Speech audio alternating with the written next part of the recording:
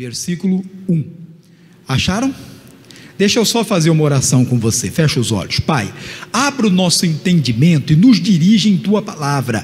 Ela diz, meu Deus, que aquele que busca ao Senhor encontra. Então, Pai, nos dá entendimento. Nós queremos a Tua direção, Deus, para que o Seu poder possa a cada dia da nossa vida se manifestar e nos dar vitória em nome de Jesus. Amém. Ele diz aqui então, irmãos, naquela mesma hora chegaram os discípulos ao pé de Jesus, dizendo: quem é o maior no reino dos céus? Então veja lá, irmão, havia uma competição no meio deles, né?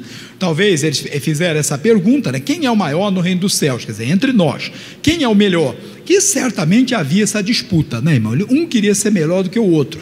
Infelizmente essas coisas existem ainda, irmão. Você encontra hoje as pessoas disputando para ver quem é o melhor profissional. A vida do nosso meio tem a mesma coisa. Nós queremos saber qual é a melhor igreja, né? A igreja que está mais cheia, qual é o melhor pastor. Eu falo que isso é tudo besteira, irmão, porque quanto mais, primeira coisa, quanto mais nós temos, mais seremos cobrados. Jesus diz que a quem mais é dado, mais será pedido. Então veja lá, e os homens ficam com essa bobeira, irmão. A minha igreja é melhor, não, a outra é melhor. Não existe maior no reino dos céus, irmão. Maior é o Senhor. E tinha entre eles, né, essa disputa. Aí Jesus explicou uma palavra importante aqui. E Jesus, chamando uma criança, a pôs no meio deles e disse: em verdade vos digo que, se não vos converterdes e não vos fizerdes como crianças, de modo algum entrareis no reino dos céus. Veja que palavra séria, irmão. Então não tem que saber, eu não tenho que saber quem é o melhor, quem é o maior. O que nós precisamos saber é que, se não houver conversão, não entraremos no reino dos céus. Com quem Jesus falava, né? Falava com os discípulos, irmão. Então alguém pode dizer: não, pastor, mas isso não é uma palavra para mim. Nós somos discípulos do Senhor. Ele diz então para os discípulos: se não vos converterdes, ou seja, se não mudarem de atitude, não tiverem uma mudança, não, e outra coisa importante, e não vos fizerdes como crianças, de modo algum entrareis no reino dos céus. Então a palavra importante aqui, temos de nos fazer como crianças, para que o reino do céu seja aberto para nós. Eu separei, irmãos, 3 características das crianças, né, para nós entendermos como é que nós podemos conquistar o reino dos céus.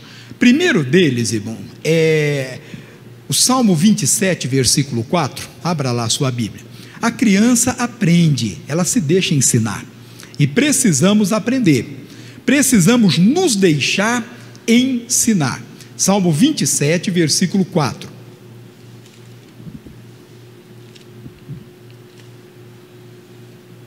Salmo, metade da Bíblia, mais ou menos.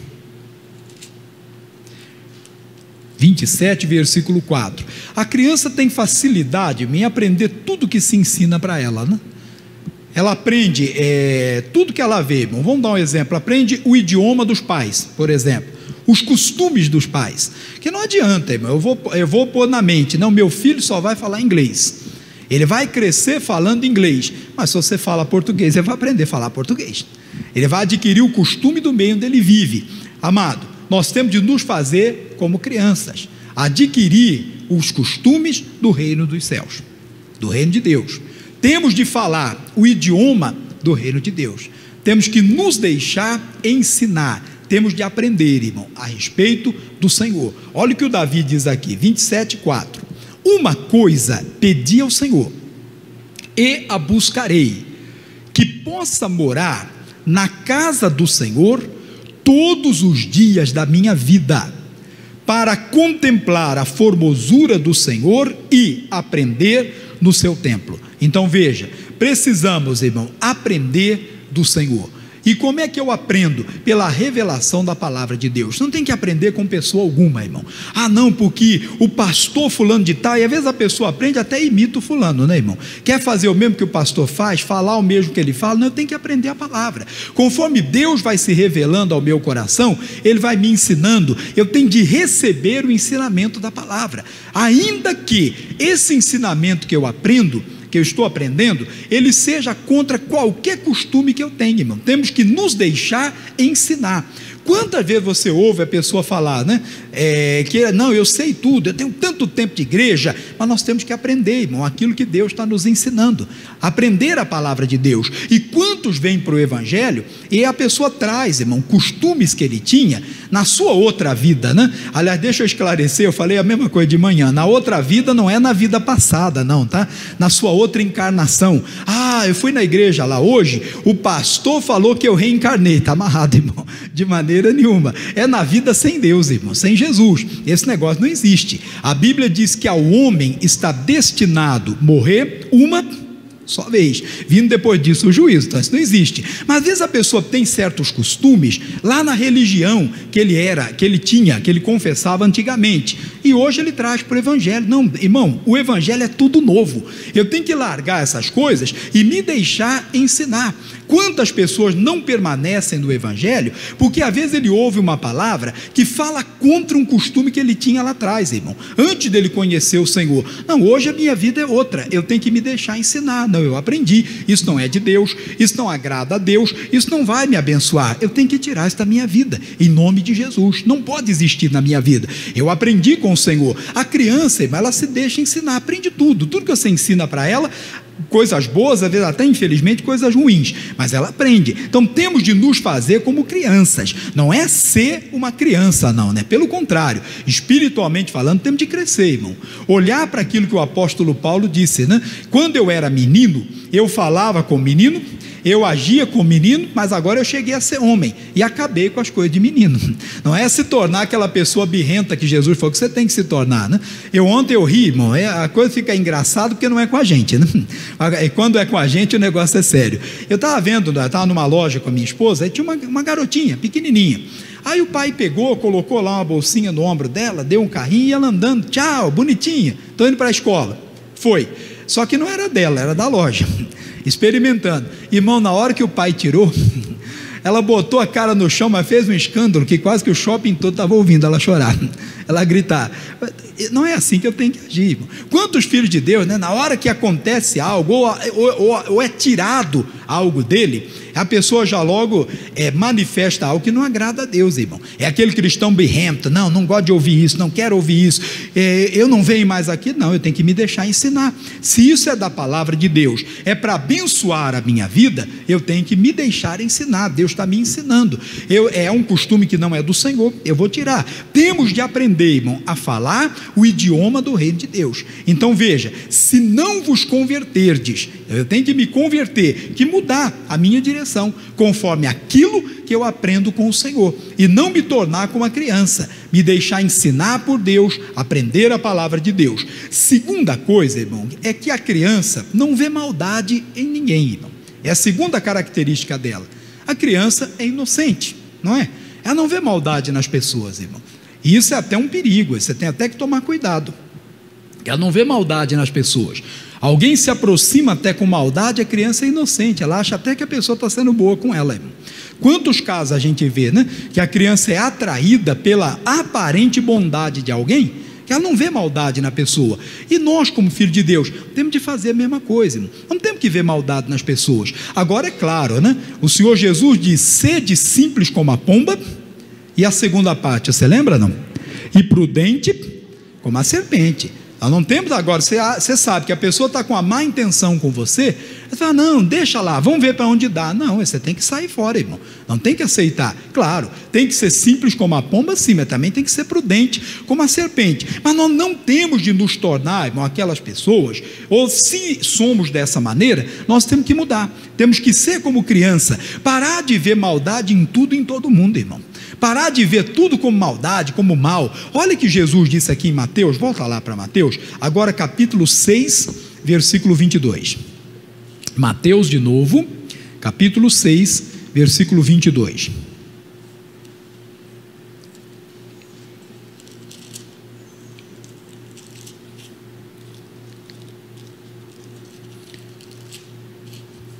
Veja aqui, acharam? A candeia do corpo, ou seja, a lâmpada do corpo, são os olhos. De sorte que, se os teus olhos forem bons, o que acontece? Todo o teu corpo terá luz. Então veja, se os seus olhos forem bons, irmão, toda a sua vida será abençoada. Mas nós temos de ter olhos bons. Mas vê, nós agimos o contrário, né? Olha o versículo seguinte: se porém os teus olhos forem maus, o teu corpo será tenebroso. Se portanto a luz que em ti há são trevas, quão grandes serão tais trevas? Então, querido, temos de aprender, irmão, a não olhar para as pessoas, ou não olhar só para o lado ruim das pessoas, olha para o lado bom delas. Toda pessoa tem falhas, irmão. Toda pessoa é falho, todo ser humano é falho. Isso é fato. Você não vai encontrar um homem perfeito. Perfeito só tem um, que é o Senhor, irmão, que é Deus. O homem falha, mas às vezes nós olhamos só para aquele lado ruim da pessoa. É no trabalho e na igreja, às vezes fazemos a mesma coisa. Não, se os teus olhos forem bons, todo o teu corpo terá luz, irmão. Olhe para as pessoas com olhos bons. Não, esse meu irmão é uma bênção. Nós falamos o contrário, né? Ih, pastor, o senhor não sabe, uma bênção é que o senhor não conhece. Não, nós temos que olhar com olhos bons. Irmão, sua vida vai ser muito melhor, irmão. Você vai ser uma pessoa abençoada, toda a sua vida será abençoada. Você só vai encontrar pessoas boas no seu caminho. Tem gente que só encontra pessoa ruim, irmão. Já reparou nisso? Onde ela vai, só tem gente que não presta. Eu conheço pessoas assim, você também, irmão. Onde a pessoa vai, todo mundo não vale nada, todo mundo não presta, todo mundo faz mal para ela, todo mundo prejudica ela, todo mundo persegue ela. Será que o problema não está na maneira de nós olharmos para as pessoas, irmão? Ah, pastor, não, mas a gente também não pode, né, ser tão inocente. E se essa pessoa quer me fazer mal? Ô, querido, você é de Deus, irmão. Deus vai guardar você. Se há uma má intenção, Deus guarda você e até tira essa pessoa do seu caminho. Mas os nossos olhos têm que ser bons, irmão. Se os teus olhos forem bons, todo o seu corpo terá luz. Você será uma pessoa muito abençoada. Põe isso no seu coração. Ore, se você sentiu ali uma maldade, ore por ela em nome de Jesus e tenha olhos bons. Tem aquele olhos de bondade, olhe para o lado bom da pessoa. Se você viu que tem algo errado, ore por ela. Deus vai lhe abençoar, irmão. A sua vida toda será abençoada. Continuando aqui, irmão, outra coisa importante, talvez o mais importante dos três, nós temos também de aprender a perdoar. Mateus 18, onde nós começamos, volta lá, só que no versículo 21 agora. Mateus 18, que foi onde começamos, no versículo 21 em diante.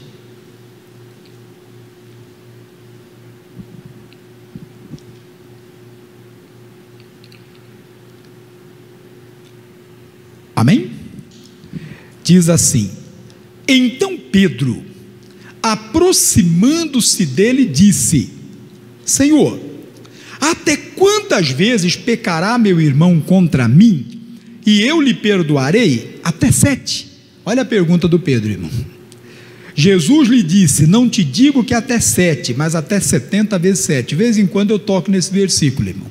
Às vezes o Pedro podia achar que 7 vezes perdoar já era muito, né? Jesus que até 70 vezes 7. Mas por quê, irmão? A outra característica da criança, ela sabe perdoar, irmão.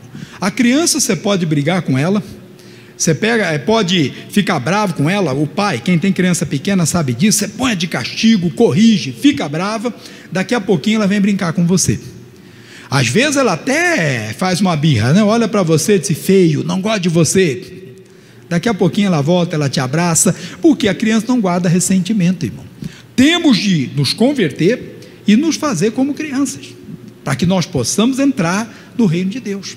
A criança aprende, sabe perdoar, nós também temos de saber. Continua a leitura aqui. Por isso o reino dos céus pode comparar-se a um certo rei que quis fazer contas com seus servos. Deus faz conta conosco, irmão. Vai haver o dia do acerto de contas. E começando a fazer contas, foi-lhe apresentado um que lhe devia 10.000 talentos. Devia muito. E não tendo ele com que pagar, o seu senhor mandou que ele e sua mulher e seus filhos fossem vendidos com tudo quanto tinha, para que a dívida se lhe pagasse. Então aquele servo, prostrando-se, o reverenciava, dizendo: Senhor, sê generoso para comigo e tudo te pagarei. Então o senhor daquele servo, movido de íntima compaixão, soltou-o, e não só soltou, e perdoou-lhe a dívida. Saindo, porém, aquele servo, encontrou um dos seus conservos, que lhe devia 100 dinheiros, e lançando mão dele, sufocava-o, dizendo: paga-me o que me deves. Então o seu companheiro, prostrando-se aos seus pés, você já viu essa história, não? Rogava-lhe, dizendo: sê generoso para comigo e tudo te pagarei. Ele, porém, não quis, antes foi encerrá-lo na prisão, até que pagasse a dívida. Vendo, pois, os seus conservos o que acontecia, contristaram-se muito, e foram declarar ao seu senhor tudo o que se passara. Então o seu senhor, chamando-o à sua presença, disse-lhe: servo malvado, perdoei-te toda aquela dívida por que me suplicaste. Não devias tu igualmente ter compaixão do teu companheiro, como eu também tive misericórdia de ti? E, indignado, o seu senhor o entregou aos atormentadores, até que pagasse tudo o que devia. Assim vos fará também meu Pai Celestial, se do coração não perdoardes cada um a seu irmão as suas ofensas. Olha que coisa séria, irmão. Veja o que esse homem fez. Ele teve um perdão muito grande, irmão.